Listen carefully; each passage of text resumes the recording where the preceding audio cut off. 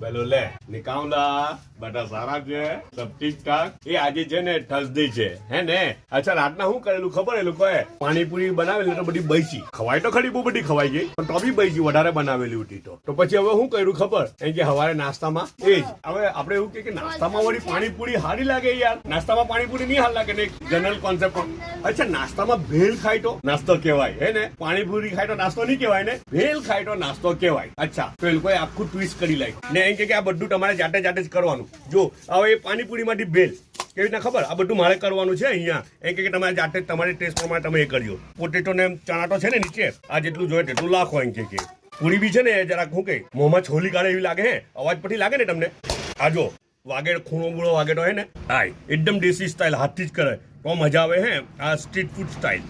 પછી આપણે બહુ ચમચી ને પેલું ગ્લોવ્સ ને બધું કરવા જાય ને તો તેમાં કોણ જાણે કેમ યાર હવાડ જ નહીં લાગતું ને હે ને અમુક લોકોને નહીં હવાડ લાગે ખબર પેલું સ્પૂન વાળું ને ગ્લોવ્સ વાળું ને બધું હવે આ બધું કઈ છે આ કઈ છાંટવું હોય તો જે લોકો ડાયરેક્ટ હાથથી કામ કરે તમે જોજો ને સ્ટ્રીટ ફૂડમાં આપણે જોઈએ ને તો હાથથી આવું બધા હાથ બધું એકદમ એવું હોય ને તે લોકોનું ખાવાનું બધાને બહુ જ સારું લાગે ખબર તમને ને પેલું સ્પૂન વાળું હોય ગ્લોવ્સ વાળું કામ કરેલું હોય હે ને તો તે ખાવાનું એટલું બધું હવાડ નહીં લાગતું કોમ્પેરિઝન ટુ સ્ટ્રીટ ફૂડ હે ને કદાચ મારું કોણ જાણે કેવું લાગે આ સ્કિન પર કઈ છે કે એવા સેન્સર છે કે જે ટેસ્ટ ને બહાર ફેંકે છે ને તે ટેસ્ટ આમાં મિક્સ થાય છે એવું કઈ બને